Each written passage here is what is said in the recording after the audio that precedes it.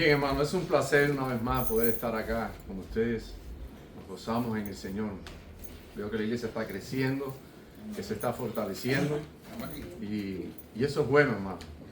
Porque para eso hemos sido llamados. La razón por la que somos iglesia es para ir a alcanzar al perdido. Así que me gozo en esta mañana y agradezco a cada uno de ustedes por tenerme de vuelta y al pastor y a su familia también por recibirme. Como bien decía, estamos en proceso, no es algo que ya tengamos acuñado, ¿no? Pero siempre le pedimos al Señor que nos guíe. Vivimos en Colorado ya por 8 años, estuvimos pastoreando allá y al parecer el Señor nos quiere mover y estamos buscando la dirección del Señor. Así que les pido que por favor oren por este siervo, su esposa y su familia. Mi nombre es Dariel Marrero y estamos para servirle en el nombre del Señor. Bien, hermano, quiero compartir la palabra del Señor. Quiero que usted también pueda ir conmigo a la palabra. Vamos a ir al Salmo 77. Gloria a Dios. Aleluya. Salmo 77. Vamos a leer solamente el versículo 10, pero le invito a que pueda permanecer con su Biblia abierta. Vamos a estar hablando de todo el Salmo. Salmo 77, 10. Le he puesto como título a este mensaje: el antídoto contra el desánimo. Dígalo conmigo: el antídoto contra el desánimo. Salmo 77, 10 dice así: dije, enfermedad mía es esta. Traeré pues a la memoria los años de la diestra del Altísimo. Voy a repetirlo nuevamente. El salmista dice esto. Él dice, enfermedad mía es esta. Traeré pues a la memoria los años de la diestra del Altísimo. Eterno Dios, gracias te damos por la oportunidad, Señor, hoy de poder compartir tu palabra. Yo te ruego, Señor, que la manera que la diste a mi vida, yo pueda compartirla a cada uno de los que hoy vinieron a este lugar a escuchar palabra tuya. Te ruego, Señor, también que no sea yo, sino tu Espíritu Santo hablando a cada corazón, Dios. En este momento, Señor, entrego este momento a tu Espíritu para que sea Él el que se manifieste en este lugar. Más que esto, Señor, si hay hermanos que han llegado hoy con preocupación, con desánimo, con situaciones que yo no conozco, pero tú sí sabes, Dios, te manifiestes en sus vidas y ellos puedan salir renovados, con nueva fuerza, con ánimo de seguir, Señor, en tus caminos. Gracias te damos, Jesús. Amén y amén. Puede sentarse, amado hermano. Yo creo que todos en nuestra vida pasamos por etapas de desánimo. ¿Cuántos dicen amén? Amén. No quisiéramos, ¿verdad? Pero yo creo que de una manera u otra todos pasamos por estas etapas difíciles en que nos desanimamos. Por ejemplo, cuando perdemos a veces un familiar querido, amado, eso trae desánimo a nuestras vidas, ¿sí o no? Cuando tenemos que enfrentar alguna enfermedad, también nos desanimamos, no quisiéramos estar enfermos. Tenemos un cuerpo natural que se enferma. Y cuando a veces nos enfermamos y a veces la enfermedad dura tiempo, tenemos que ser sometidos quizás a una operación o quizás tenemos que pasar un tiempo muy prolongado enfermos, nos desanimamos. O sea que el desánimo es algo natural que llega a nuestras vidas cuando perdemos el trabajo. ¿Verdad que sí? En este país, hermano, no se puede dar el lujo uno de no trabajar. No es como a veces en los países que vinimos, que a veces pasa un mes no trabaja y no pasa nada. Pero aquí hay que pagar muchos biles, hay que pagar muchas cuentas y cuando de momento no tenemos trabajo, eso provoca también en nosotros cierto desánimo. Hay muchas razones por las que nos desanimamos. Hay matrimonios que empiezan a enfrentar situaciones y eso trae mucho desánimo. Las situaciones que a veces tenemos que lidiar con nuestros hijos también nos desanima porque de momento usted está en control de ellos porque ellos van creciendo.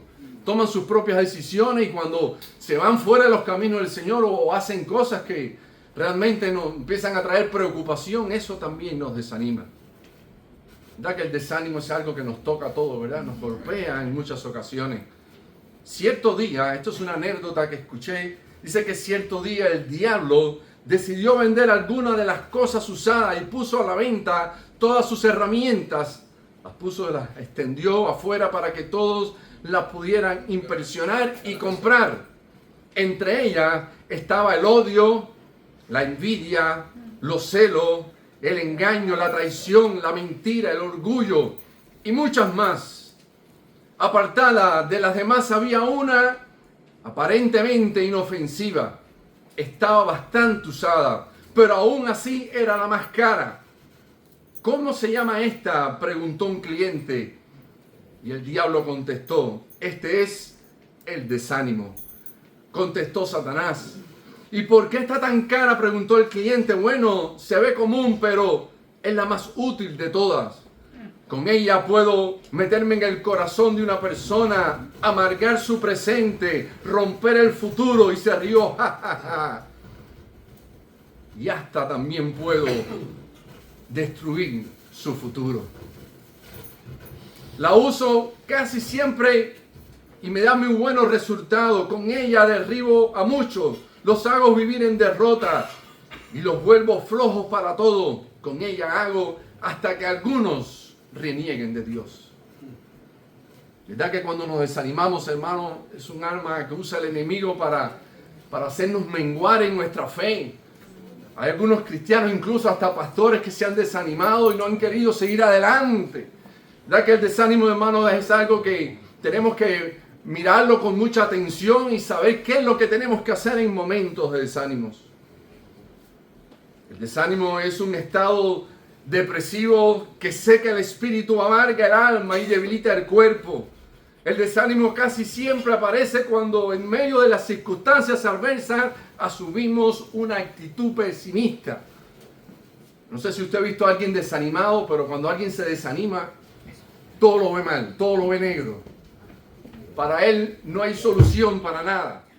Yo no sé si usted se ha visto en eso, o quizás ha encontrado o ha tenido la oportunidad de ver a alguien que está pasando por una etapa de desánimo. Que los desanimados casi siempre quieren desanimar a otros también. Esa es su condición. Se siente tan mal, hermano, que no ve cómo poder resolver su situación. Y realmente la pasan mal, ¿verdad? Billy Graham, ese gran predicador, decía: el desánimo o la depresión es algo opuesto a la fe. Dios no es el autor del desánimo, sino Satanás. Él desea que nosotros nos desanimemos para apartarnos de Dios. Y cuando nosotros nos apartamos, Satanás gana la batalla. O sea que el desánimo es algo que nos puede ir poquito a poquito debilitando nuestra fe.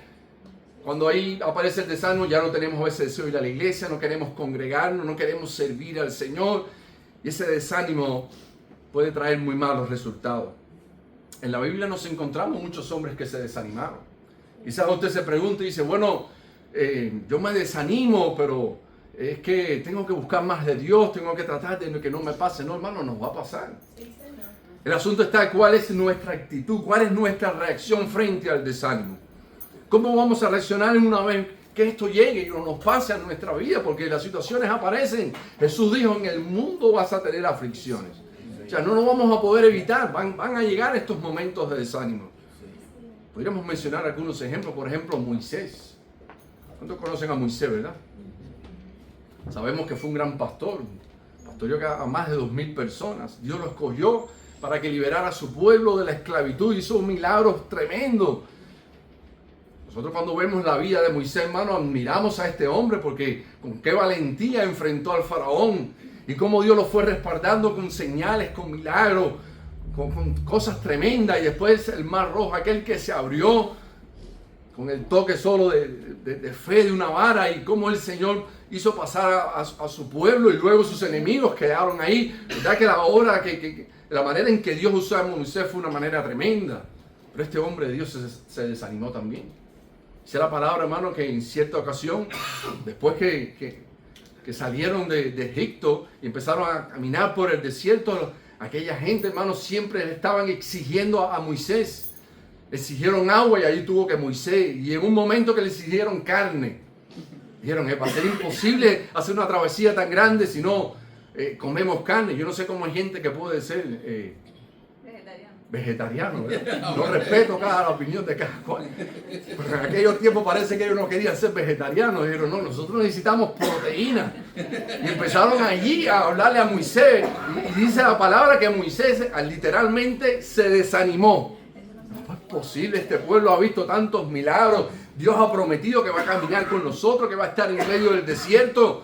Pero esta gente, hermano, dice que era de servir dura.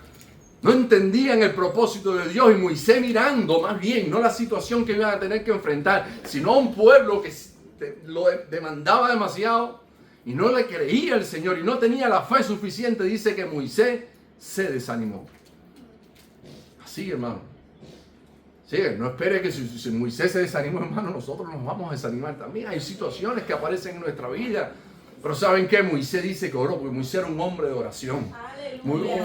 Moisés era un hombre que cuando frente al problema, hermano, es cuando más buscaba al Señor. ¿Qué es lo que hay que decir? Para la montaña orar, a orar, vamos a buscar el rostro del Señor. Usted conoce la historia, ¿verdad? Dios mandó codornices. Dice que todos los días enviaba las codornices y así se alimentaban con la proteína que ellos necesitaban. O sea, siempre hay una respuesta de parte de Dios y siempre la hay para nosotros. Amén. Nosotros tenemos que saber que en medio de cualquier circunstancia, por difícil que esta sea, Dios siempre tendrá una respuesta. Pudiéramos mencionar a Josué también, este gran sucesor de Moisés, este gran líder de Dios. Dios le dijo, mira, llegó el momento, tienes que guiar al pueblo y precisamente vas a ir, el momento que tomó el liderazgo, vas a ir a enfrentar a los enemigos en la batalla. Por eso lo digo, mira que te mando, que te esfuerces, seas valiente. No temas ni desmayes, tranquilo Josué, yo voy a estar contigo a donde quiera que vayas. Josué estaba animado en el Señor para ir y conquistar. Y eso fue lo que hizo. La primera ciudad fue la ciudad de Jericó. Y cuando usted ve la historia, cómo ocurrió aquello, hermano, fue algo milagroso. 7 vueltas le dieron, las ciudades se cayeron y el pueblo gozoso entró y peleó y ganó la batalla. Pero viene la segunda batalla. La segunda batalla fue una ciudad llamada la ciudad de Ais. ¿Y qué pasó en Ais, hermano? Bueno, en una ciudad más chiquita que Jericó, con menos habitantes, mandó Josué unos espías y cuando escuchó el reporte dijo, esto es pan comido. Esa frase la conocen, ¿verdad? Esto es fácil. Esto si acabamos con Jericó, imagínate esta ciudad pequeñita. Y mandó ahí a una parte del ejército nada más. Y dijo, esto no tenemos que esforzarnos mucho, esto va a ser fácil. ¿Sabes cuál fue el asunto? Que aquella gente regresaron huyendo. 36 hombres del pueblo de Dios murieron. Y tuvieron que salir huyendo de ahí porque los hombres de ahí se levantaron contra el pueblo de Dios. Y cuando Josué escuchó aquella noticia, dice la Biblia literalmente que se desanimó. Es que nosotros, hermanos, estamos casi siempre acostumbrados como cristianos y como hijos de Dios ser victoriosos, ¿verdad que sí? Pero a veces llega un momento, hermano, que llegan derrotas a nuestra vida, pero esas derrotas, hermano, vienen casi siempre con un propósito. Porque precisamente, hermano, si en este mundo, como cristianos que somos, todo fuera de maravilla y color de rosa, probablemente no conociéramos el poder de Dios. Es necesario a veces pasar por dificultades. Santiago le decía a la iglesia que estaba siendo perseguida, mira, en medio de la prueba, en medio de la aflicción, en medio de los momentos difíciles, tener por sumo gozo cuando os halléis en diversas pruebas. Sabiendo que la prueba de vuestra fe produce paciencia, mantenga la paciencia, su obra completa, para que sean perfectos y cabales, sin que falte cosa alguna. Por lo tanto, hermanos, es necesario a veces pasar por pruebas. Dice la palabra de Dios que Josué, frente a esta gran prueba de ver cómo su pueblo, su tropa había sido derrotada con tantas ciudades que había que pelear todavía. Dice que rasgó sus vestiduras desanimado y se llenó de celicio, de ceniza. Y le dijo, Señor, ¿por qué nos sacaste entonces? ¿O para qué nos sacaste de Egipto? Mira ahora la derrota que hemos enfrentado. Ahora cómo nos van a ver nuestros enemigos, como cobardes, como hombres que no estamos preparados para la guerra. Y estaba quejándose Josué cuando el Señor le dijo, Josué, tranquilo, yo estoy al control. Tranquilo, Josué. Yo sé que estás desanimado, yo sé que estás triste, pero acuérdate que yo te dije que yo te iba a acompañar. Y si usted va a la historia, hermano, dice que había un anatema, había algo allí que estaba pasando, había algo que había provocado aquella situación. Dios los trajo toda la luz y finalmente fueron a la ciudad de Ais y salieron victoriosos. Pero el desánimo es parte del proceso. A veces decimos, Señor, yo quiero que tú me uses, yo quiero ser un instrumento tuyo. Señor, yo quiero que tú bendigas mi casa, mi familia, mis hijos.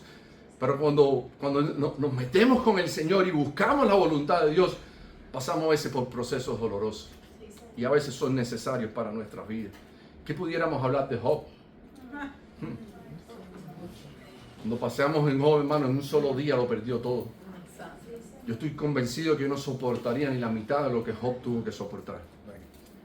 Cuando miramos y analizamos la vida de Job, por supuesto que este hombre se desanimó. Perdió sus hijos, perdió sus negocios, su dinero, de pasar de rico a pobre en menos de un día.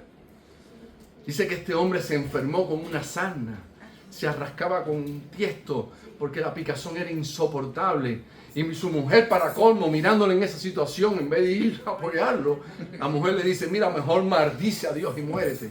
Cuando tú sientes que todo el mundo te está dando la espalda, que nadie ya confía en ti porque ya lo perdiste todo, ahora te ve como un fracasado. En esa situación se sentía Job.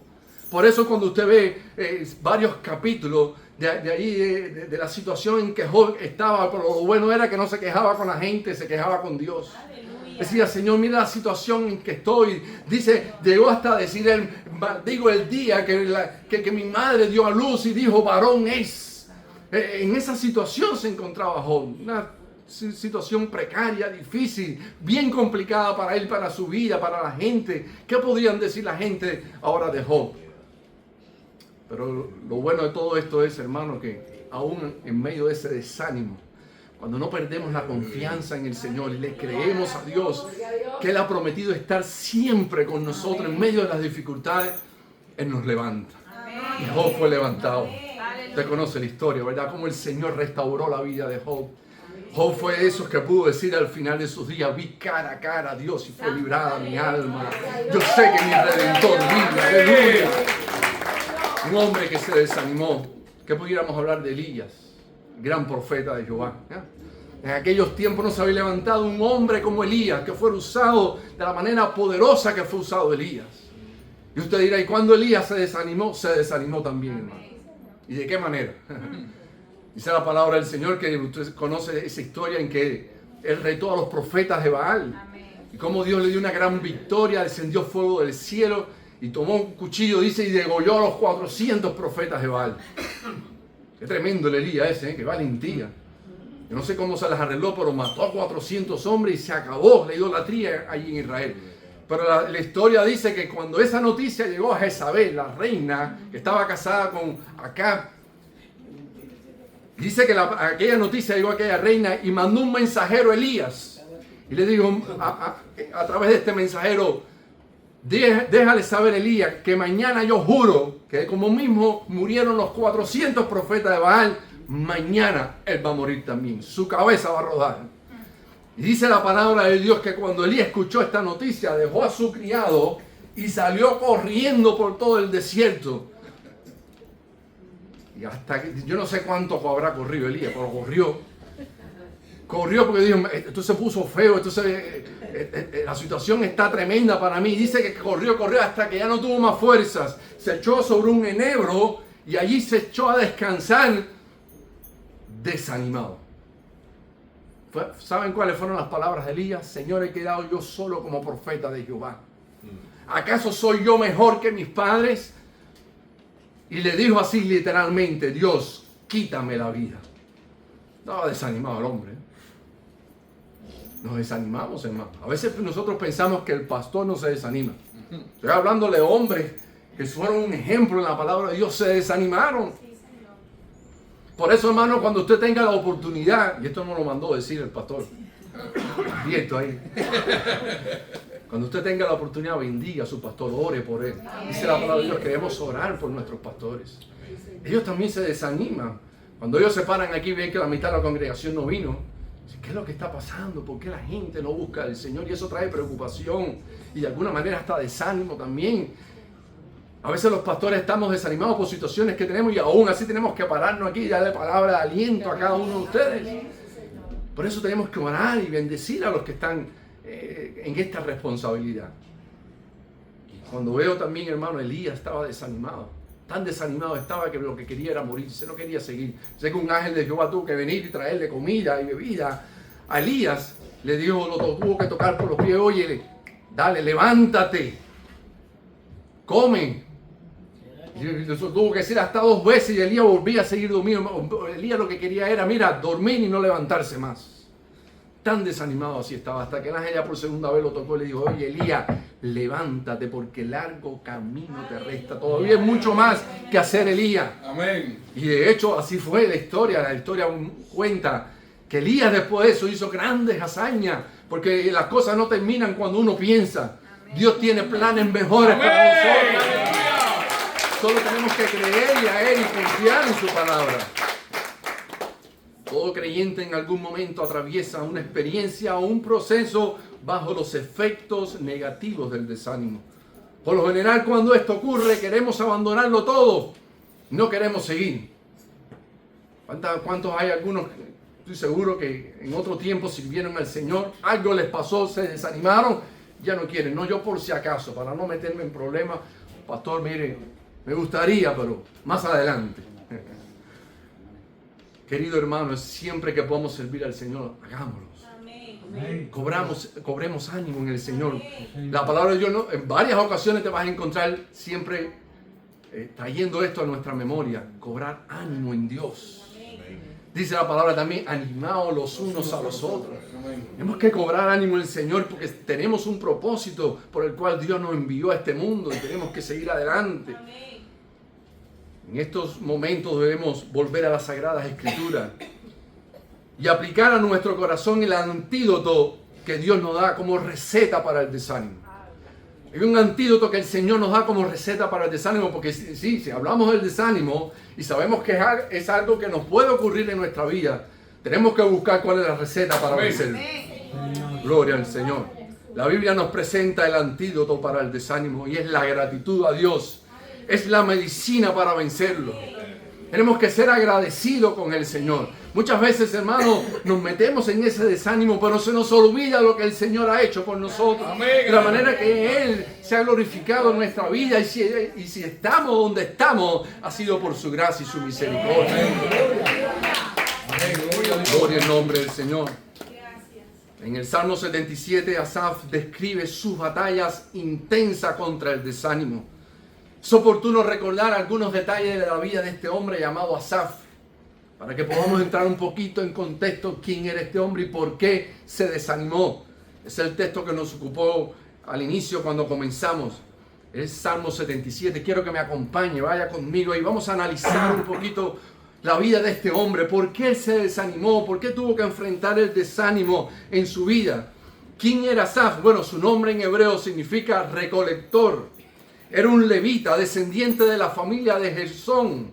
Era director de la coral de alabanza, o sea, era el que dirigía la música en el tiempo de David. Usted conoce que en el tiempo de David preparó un gran coro, porque David era un hombre musical, era un salmista. Él sabía la importancia de poder adorar al Señor mediante los cánticos, y él estaba al frente de esa coral. Era reconocido como un vidente, es decir, tenía dones proféticos. Cuando vemos un poco la vida de este hombre llamado Asaf, vamos a encontrar que Dios lo usaba de manera poderosa, con dones de sabiduría, de ciencia, de profecía. Se le atribuyen también 12 salmos inspirados. O sea, que era un hombre que Dios usaba. Sin duda, Asaf era un hombre espiritual, pero eso no lo exoneró de atravesar una experiencia difícil bajo los efectos negativos del desánimo. Por lo tanto, quiero que meditemos en 2 experiencias descritas por el salmista Asaf. Vamos a mirar las 2 experiencias que vivió él. Esa experiencia de desánimo que de alguna manera él la expone y la explica. Yo creo que si está ahí es para que nosotros le pongamos atención. Y luego también explica cómo salió de ese desánimo. Y eso nos va a ayudar mucho para cuando tengamos que atravesar situaciones como la que tuvo que enfrentar él. La primera experiencia le he llamado la experiencia de la frustración y el desánimo total. Salmo 77, versículo del 1 al 9, él describe cuál era su frustración, por qué su frustración lo llevó a ese desánimo de manera total, donde todo lo veía mal. Dice en el versículo 1, con mi voz clamé a Dios, A Dios clamé y Él me escuchará. El Señor busqué en el día de mi angustia. Alzaba Él mis manos de noche sin descanso. Mi alma rehusaba consuelo. Me acordaba de Dios y me conmovía. Me quejaba y desmayaba mi espíritu. No me dejaba pegar los ojos. Estaba yo quebrantado y no hablaba. Consideraba los días desde el principio, los años de los siglos. Me acordaba de mi cántico de noche. Meditaba en mi corazón y mi espíritu inquiría. Qué mal estaba este hombre, ¿verdad? Él está ahora probablemente lo está diciendo ya bajo el efecto de haber sido levantado y restaurado por el Señor. Pero él está diciendo cómo se sentía. Ahora el salmista se hace unas preguntas.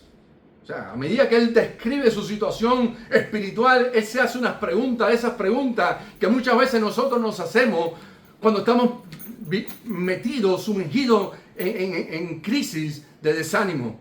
¿Cuáles fueron las preguntas que él hizo? ¿Desechará el Señor para siempre y no volverá más a sernos propicio? ¿O ha cesado para siempre su misericordia? ¿Se ha acabado perpetuamente sus promesas? ¿Ha olvidado Dios el tener misericordia? ¿Ha encerrado con ira sus piedades? O sea, todas esas preguntas se hace el salmista. ¿Será que ya Dios se olvidó de mí? ¿Será que ya Dios no tiene misericordia de mí? ¿Por qué estaría pasando este hombre de Dios? ¿En qué situación estaría donde él dice, mira, quizás le ha pedido al Señor, le ha suplicado y algo no ha pasado todavía? Y en ese desespero él le hace todas estas preguntas al Señor. Quizás yo me pregunte también en este día, sin saber por lo que estás pasando, ¿cuántas veces le hemos preguntado al Señor, Señor, ¿por qué yo tengo que pasar por esto? Señor, ¿por qué has permitido que esto me pase a mí? Algunos hasta se dicen, bueno, Señor, yo llevo años que estoy en tus caminos, mira lo que he tenido que vivir. Quizás algunos, yo no conozco, yo no sé exactamente por lo que estás pasando, pero déjame decirte que si en algún momento le has tenido que hacer estas preguntas, el Señor, su oído está atento Amén. Al clamor de los justos. Yo he sido uno que le he hecho muchas preguntas al Señor. Para los que no conocen, yo tengo un hijo especial. Un niño que acaba de cumplir 19 años y es autista. Y lo interesante es que servíamos al Señor cuando Dios nos dio a Josué. Y cuando nosotros supimos la enfermedad que él tenía, pues tuvimos 3 años corriendo de un hospital para otro sin saber. Cuando él empezó de momento que no reaccionaba, que no entendía lo que uno le preguntaba, en ocasiones parecía como si tuviera algo de sordera y era que era autista, pero nosotros no sabíamos nada. Yo me acuerdo que mi hijo tenía 3 años aproximadamente y estábamos pastoreando ya la iglesia y le dije al Señor, tomé a mi hijo, lo subí a la iglesia que estaba en lo alto, lo llevé a la plataforma y le dije, Señor, o me sanas a mi hijo o se acabó el ministerio. Son momentos difíciles que tenemos que enfrentar en nuestra vida. Señor, no sé cómo voy a enfrentar esto. Empecé a hacerle todas estas preguntas que el salmista hoy le hacía. Señor, pero ¿cómo es posible si mi vida ha sido para ti? Yo tuve la oportunidad de nacer en los caminos del Señor. Tuve la oportunidad de tener padres que me instruyeron en la fe. Señor, mi vida ha sido para servirte. Nunca he sido un pecador, un mundano. Me casé bajo la voluntad tuya y empecé a hacerle preguntas al Señor. Señor, ¿por qué es posible que yo tenga que vivir esto? Si hay tantos sinvergüenzas en la calle que se merecen cosas peores. ¿O será que te has olvidado de mí? Tu misericordia ya no es para mí, Señor. No sé cuántas preguntas tú le has hecho al Señor. Yo sé que se las has hecho. Todos les hemos hecho esas preguntas al Señor. Señor, ¿por qué he tenido que pasar y por qué he tenido que vivir este tipo de experiencia? Pero es interesante, hermano, como el Señor tiene respuesta para todo. Dice la palabra del Señor que sus pensamientos son más altos que nuestros pensamientos. El Señor sabe exactamente la dosis que necesitamos. Y el Señor habló mi vida. Yo solamente lo único que te puedo decir es que Josué ha sido la mejor experiencia que he vivido en mi vida.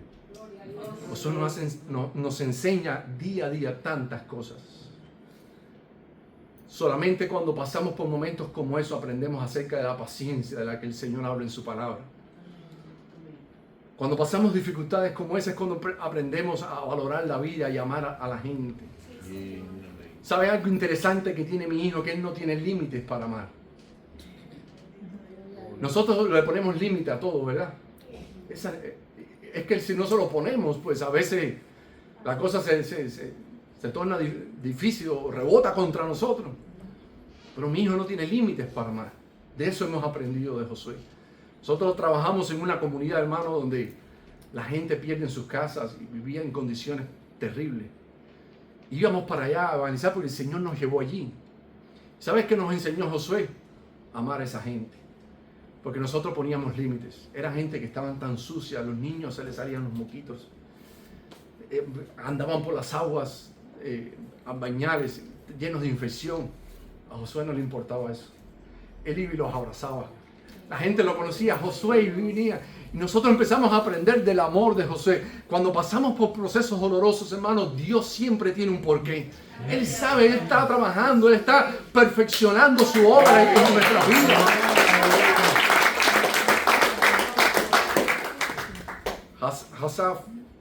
Asaf se hizo todas estas preguntas.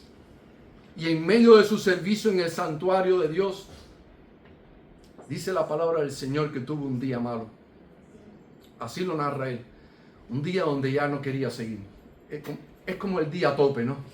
Donde dice, Señor, ya no puedo más. O haces algo, o te manifiestas, o tiro la toalla. No aguanto más. En los primeros versículos del Salmo 77, el salmista Asaf describe los síntomas destructivos de su amarga experiencia con el desánimo. Y una de las palabras que usa es el desconsuelo. El salmista, a pesar de buscar a Dios, no encuentra y describe su experiencia de desánimo con una frase diciendo: el día de mi angustia, donde yo no tenía consuelo. Y no es menos cierto, hermanos, que hay momentos de que es difícil consolar a alguien que está en una situación difícil. Yo siempre como pastor he dicho que el servicio más difícil para mí es el servicio fúnebre, ¿verdad? ¿Cómo consolar a alguien que perdió un familiar? Usted trata de buscar las palabras, las rebusca, va a la palabra del Señor y dice: Señor, dame sabiduría para poder darle consuelo. Y es difícil consolar a alguien cuando está desconsolado, cuando está atravesando situaciones de tristeza, de amargura. Y el salmista dice: mira, yo creo que en ese día de mi angustia nadie me podía consolar. Estaba tan metido en mi problema, tenía tanto pesar en mi corazón que nada me traía consuelo. La segunda palabra que utiliza es nostalgia. El salmista recordaba momentos especiales del pasado de los cuales había sido ministrado bajo la unción de Dios, y al compararlos con su presente sentía nostalgia. Y a mí me llama la atención, hermano, porque hay muchos hombres y mujeres que llegan a este país y una de las expresiones que utilizan es que aquí en Estados Unidos no es igual que en Cuba. Bueno, yo que soy cubano. ¿Qué va? Aquí no es igual, aquí el evangelio no es igual. Perdónenme, hermano, yo no estoy de acuerdo con eso. Yo creo que nuestro Dios es el mismo ayer, hoy y por los siglos. Y donde quiera que haya un cristiano que alabe y glorifique el nombre del Señor, Dios se manifiesta y se glorifica.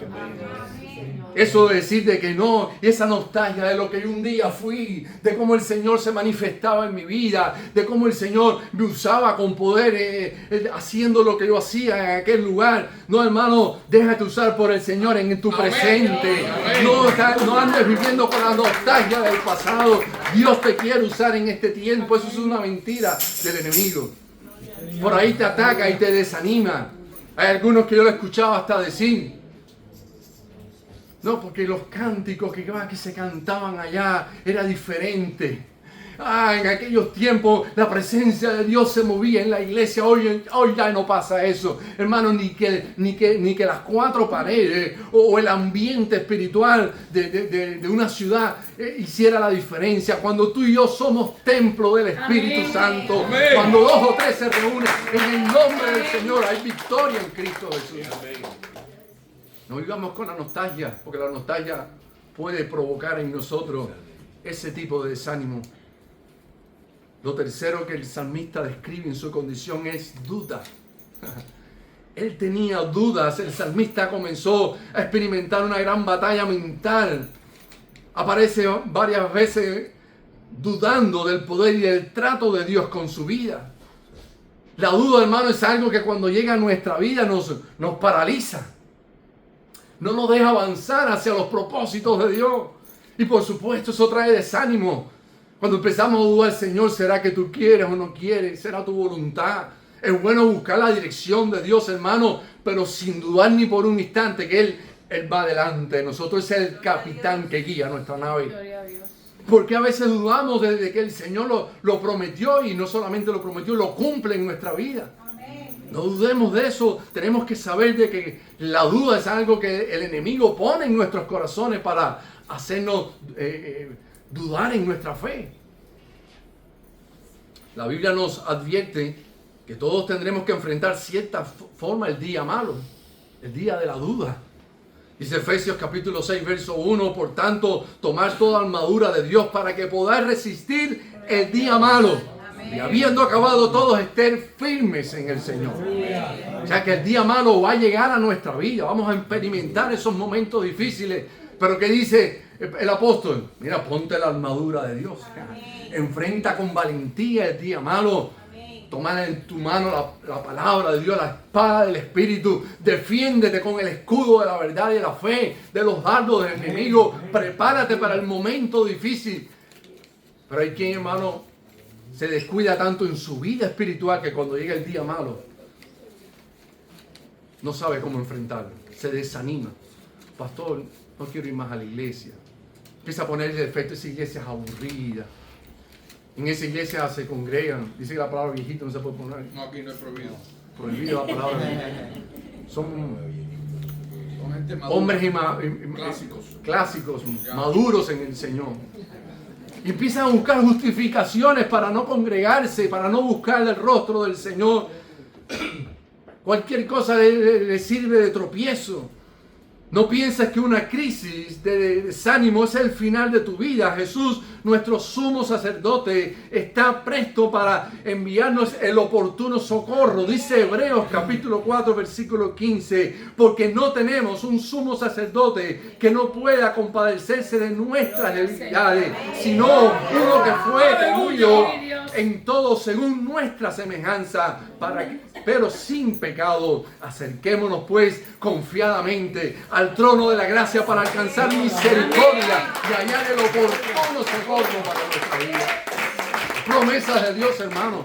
Podemos tener dudas quizás en un momento, pero si te acercas al Señor, Señor, rompe esto que me está pasando, quita esta duda, estos pensamientos a veces que yo tengo en mi mente, que no van acorde a tu verdad, Señor, ayúdame a salir de esta condición. Y el Señor te da la fuerza suficiente en el nombre del Señor. Esa fue la primera experiencia que Él experimenta. Y la describe, hermano. Qué bueno que está ahí para nosotros. Y aparece la segunda experiencia. La segunda experiencia es la experiencia descrita por el salmista sobre la victoria de la enfermedad. Qué tremendo cuando yo analizaba esto, hermano.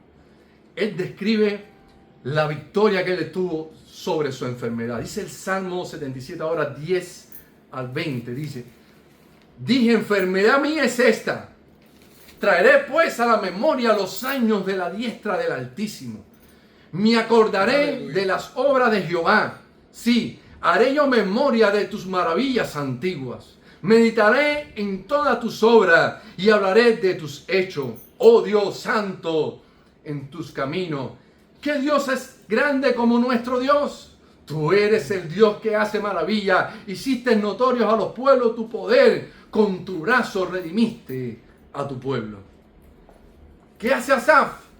Asaf primeramente está sumergido en toda esa depresión, en todo ese momento difícil, en el cual, aunque la Biblia no describe qué era lo que le estaba pasando exactamente, pero sí deja notar que él sentía como que Dios lo había abandonado, que ya Dios no estaba con él, que ya no sabía, no le encontraba sentido a la vida, pero automáticamente reflexiona ¿Cómo es que reflexiona el salmista diciendo, tengo una enfermedad espiritual?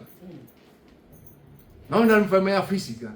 Era algo espiritual, hermano. Porque muchas de las batallas que nosotros tenemos que librar como cristianos están en nuestra mente. Amén. A veces le ponemos más atención a las enfermedades físicas del cuerpo. Y la verdad que yo como pastor son las que menos le pongo. Si el Señor sana el cuerpo, gloria a Dios, si no lo va a hacer tranquilo. Pero lo que sí el Señor tiene que sanar es el corazón. Lo que sí el Señor necesita sanar en estos tiempos que estamos viviendo es cuando la enfermedad espiritual carcome el corazón del hombre. El salmista reconocía y aplica a su corazón como medicina el antídoto para la enfermedad espiritual, la gratitud y la acción de gracia. El salmista dice, no, espérate un momento, yo no puedo seguir como estoy. Espérate un momento, yo en esta depresión, en esto que me he metido, yo no puedo seguir así. Yo tengo tantas razones para darle gracias al Señor. Yo tengo tantas razones para salir de esta situación. Traeré pues a la memoria los años de la diestra del Altísimo. Yo voy a empezar a recordar todo lo que el Señor ha hecho para mí. De qué manera Él me ha bendecido. De qué manera me ha dado fuerza en los momentos de dificultad. ¿Cómo yo voy a dejar que esta situación que estoy viviendo ahora me destruya de esta manera? Dice Él, traeré entonces a la memoria los años de la diestra del Altísimo. Voy a recordar lo que el Señor ha hecho para mí. Voy a empezar. Mira, hermano, cuando usted se levanta en la mañana y se levanta sin ganas de trabajar, sin ganas de hacer las cosas, empiece a alabar al Señor. Dile, Señor, mi cántico, mi alabanza hoy es para ti. Empieza a entonar cánticos de alabanza. Empieza a decirle, Señor, grande, grande eres tú que me salvaste cuando estaba perdido. Empieza a recordar lo que el Señor ha hecho en tu vida. Dice que Él dijo, me acordaré de las obras de Jehová. Me acordaré, voy a hacer un repaso. Yo no sé si usted lo hace de vez en cuando. Hace un repaso de lo que el Señor ha hecho con su vida. De lo que usted era antes. De dónde el Señor lo sacó. Cómo lo rescató. De qué manera el Señor se ha glorificado una y otra vez. Cuántos milagros ha hecho en tu vida. Para que no te pares ahí en el momento de la circunstancia difícil y pienses que todo está acabado. No, Señor, de la misma manera que me diste la victoria hace 3 años, hoy me la vas a dar también en el nombre de Jesús. Él dice, me acordaré de las obras de Jehová. Sí, haré yo memoria de tus maravillas antiguas. Mira, hermanos, había un pueblo que tenía para recordar. Era el pueblo de Israel. Yo no sé si tú tienes cosas que recordar con el Señor. Pero yo tengo tantas cosas lindas que recordar. El Señor ha sido tan bueno conmigo. El Señor ha sido tan maravilloso. Gloria a Dios. Mire, lo voy a contar. Yo creo que esto yo nunca se lo he contado a nadie. Voy a aprovechar que mi esposa no está aquí. Ya está viendo. ¿La está viendo? Ay.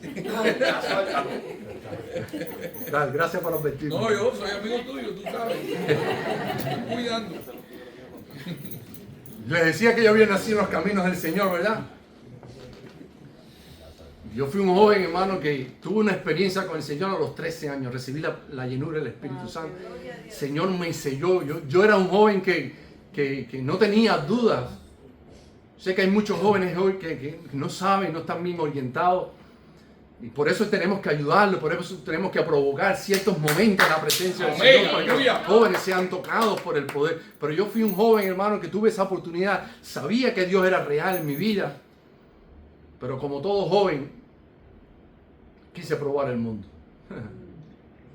Y a los 18 años, aproximadamente 18, 19 años, empecé a salir con gente que no tenía que salir. Empecé a reunir con gente que no tenía que reunirme. Empecé en esa confusión, en esa lucha de identidad, donde no sabía ni qué hacer con mi vida. Y en medio de todo ese enredo conocí a una muchacha, por supuesto no era cristiana. Hice planes para casarme con ella. Tuvimos 3 años de relación. Ya lo saben. Ah, bueno. 3 años tuvimos de relación. Hicimos hasta la primera firma para casarnos. Fíjense, hasta dónde llegamos. Pero qué bueno es el Señor. Amén. Y cuando yo pienso en esto, hermano, ¿saben qué pienso? En que Dios ha sido fiel. Amén. En que Dios nunca me ha desamparado. Porque aquella mujer, hermano, si me hubiera casado con ella, hubiera destruido mi vida, mi ministerio, lo que Dios tenía para mí. Y de una manera impresionante Dios rompió con todo aquello. Fíjense cómo hizo, hermano. Yo en aquel entonces iba a la iglesia de Infanta.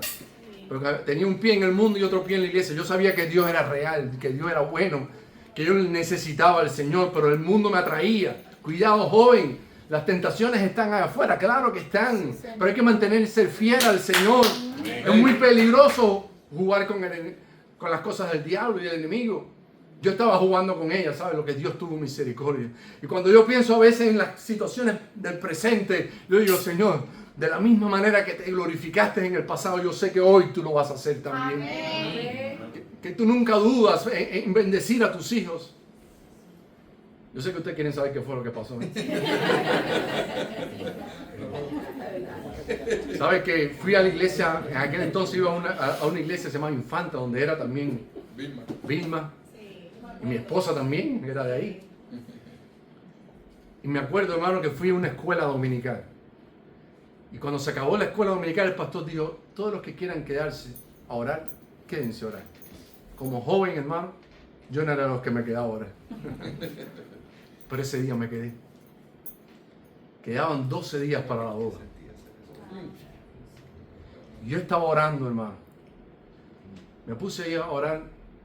Y cuando yo sentí que alguien me puso la mano aquí atrás. Y me dijo, oye joven, lo que piensas hacer en estos días, no lo hagas. Y yo miré para atrás. No había nadie. Era el Señor que me estaba hablando. Hermano, Dios cuida de sus hijos. Dios hasta los más mínimos detalles. Hermano, yo caí en una etapa de desánimo. Porque yo entendí que esa no era la voluntad del Señor. Y fue un proceso difícil, hermano, pero le doy gracias a Dios porque me tuvo presente. Parecía que estaba olvidado de mí, que yo le había dado también las espaldas, pero no es así. Dios siempre busca lo mejor para sus hijos. Él siempre está pendiente y a veces nos va a cordel. ¿Cuántos saben pescar? Hay que pesca tiene que darle cordel, ¿verdad? Darle cordel para que se canse. Y cuando parece que ya está cansado, ahí donde el Señor lo hace así y nos da el alón para que nosotros recapacitemos y entendamos cuál es el proceso por donde nos quiere llevar. Y finalmente el Señor destruyó todo aquello. Estuve un año, hermano, buscando la voluntad de Dios hasta que me regaló mi esposa. Amén. Gloria al Señor por eso, ¿verdad? Y unos 3 hijos preciosos hemos servido al Señor. Y yo estoy agradecido cuando yo miro para atrás y digo, Señor, de cuántas cosas tú me has librado. Meditaré en todas tus obras y alabaré con tus hechos, Señor. El salmista probablemente empezó a recordar todas las obras, todas las cosas grandes, las batallas que el Señor les había dado victoria. El salmista conocía todas las victorias que David había tenido. Él sabía también del pueblo de Israel, de la manera en que Dios lo había usado. Se había convertido en el tiempo de David en la nación más fuerte y más poderosa. Dice que todos temían de la nación de Israel. Señor, cuántas victorias tú nos has dado, cuántos momentos de gloria. Quizás el salmista decía en los momentos en que ministraba tu presencia y cómo algunos fueron allí consolados, bendecidos a través de la gloria de tu presencia en el altar. Y él empezó a recordar las maravillas del Señor y todo aquello se empezó a ir de su mente y empezó a sentir liberación, la paz del Señor. Por eso Jesús dijo, mi paz os dejo y yo no la doy como la da este mundo. El Señor, hermano, trajo liberación para el profeta. Y así el Señor también trae liberación para nosotros. La gratitud avivó la fe del salmista Asaf. Cuando él empezó a agradecerle al Señor, eso avivó la fe de este hombre. Avivó la fe a tal punto que el hombre salió diferente. Él, después que tuvo esa experiencia con el Señor de recordar todas las maravillas, libró su alma y empezó a entender de que el proceso había sido necesario, pero que él salía ahora más fortalecido que nunca. Y el proceso, hermano, en nuestra vida, yo sé que a veces es duro. Yo conté un pedacito de mi experiencia. Usted probablemente ha vivido momentos difíciles, momentos también en que se ha sentido así, como se sintió el profeta. Pero yo creo que en medio de todo ello siempre vemos la gracia de Dios en nuestra vida. Estas maravillas antiguas eran una garantía para creer que en el presente Dios podía intervenir con un nuevo milagro. O sea, estas maravillas que habían ocurrido era para garantizar, mira, en el presente tengo algo mejor para ti. Yo creo que el salmista entendió esto en su vida. Cultiva una memoria agradecida, de manera que al recordar los milagros de Cristo que ha hecho en tu vida, puedas tener la convicción que una vez más verás su poder dándote la victoria. Avívalo, avívalo en ti. Y Señor, yo estoy agradecido. En esta ocasión el apóstol Pablo fue un hombre que pasó, hermano, también cosas tremendas. Él lo describe en 2 Corintios, él empieza a mencionar una lista. Dice, no, vamos a ver, si se trata de sufrir, aquí el que más ha sufrido soy yo, dice el apóstol. Nadie se me compara. He sufrido, me han apedreado, me han levantado calumnia. Yo nunca he pasado por eso, pero me imagino que estar en el alta mar y 2 veces naufragó, sin saber, parecía que iban a morir todos. Fue apedreado, fue azotado. Hermano, Pablo pasó por de todo. Dice, no, espérate, la lista es interminable. Casi tiene un capítulo entero ahí para decir todo lo que ha sufrido.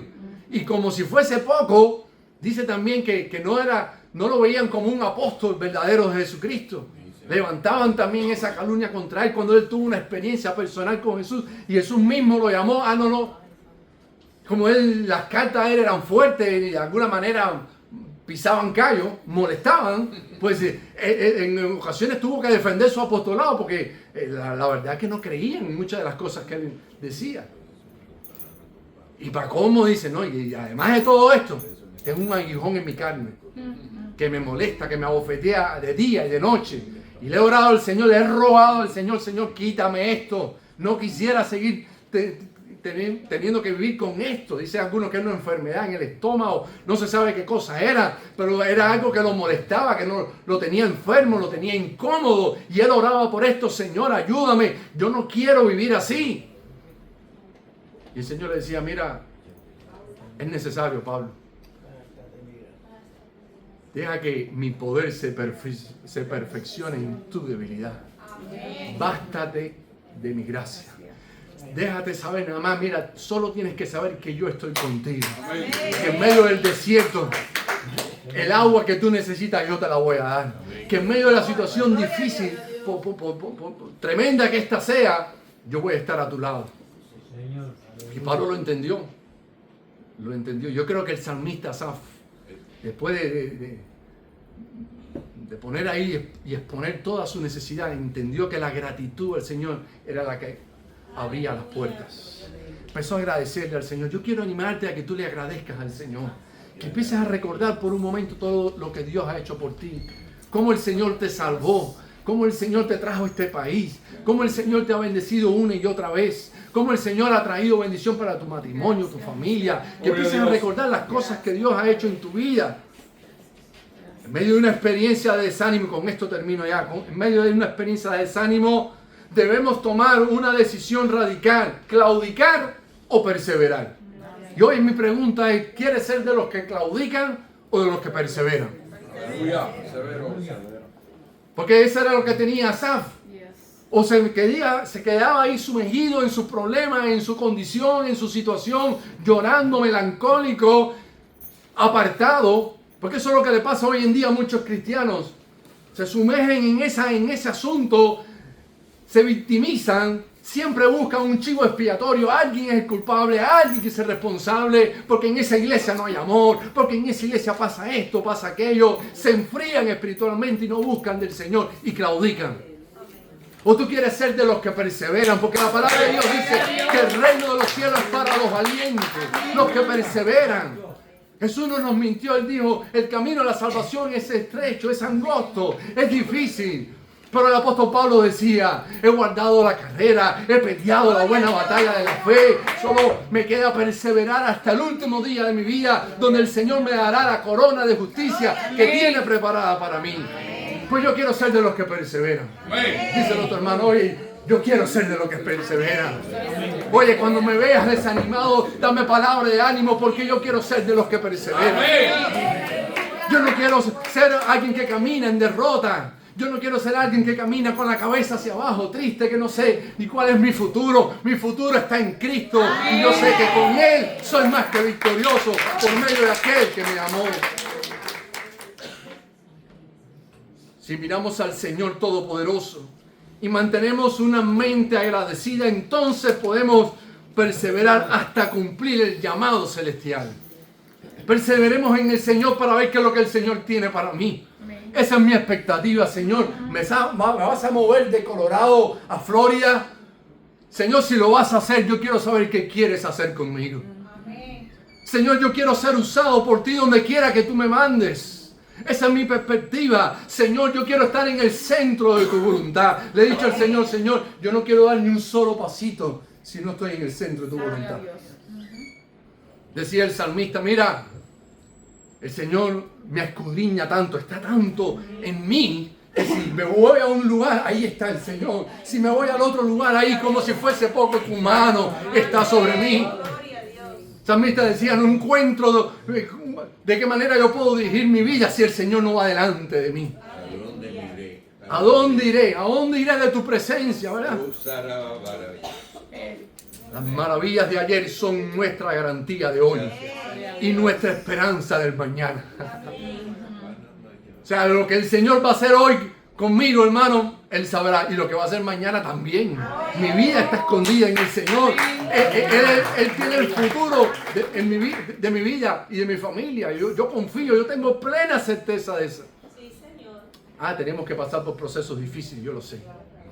Pero el Señor está en medio nuestro. Sin duda, la gratitud a Dios es la medicina para vencer el desánimo. Recuerda siempre estas palabras. Él sana a los quebrantados de corazón y venda sus heridas. Es posible que tú tengas heridas que todavía están ahí. Heridas que están a rojo vivo. Que están en carne todavía. Que todavía si la tocan duele. Es posible. Yo no dudo de eso. Cosas que te han pasado, que te han dejado con secuelas, que te han dejado gravemente herido. Pero yo quiero decirte que el Señor sana esas heridas. Que Él las venda. Que su gracia y su amor y su paciencia va trabajando en nosotros y nos hace entender que esos procesos, por muy dolorosos que sean, una vez que ya queden sanados, va a ser una experiencia para que puedas bendecir la vida de otros. Que tus heridas son las marcas de lo que Cristo ha hecho en tu vida. Como la de Jesús en la cruz del Calvario. Quiero invitarte a que te pongas en pie. Yeah, yeah, yeah. Yeah, yeah, yeah. Yeah, yeah, yeah.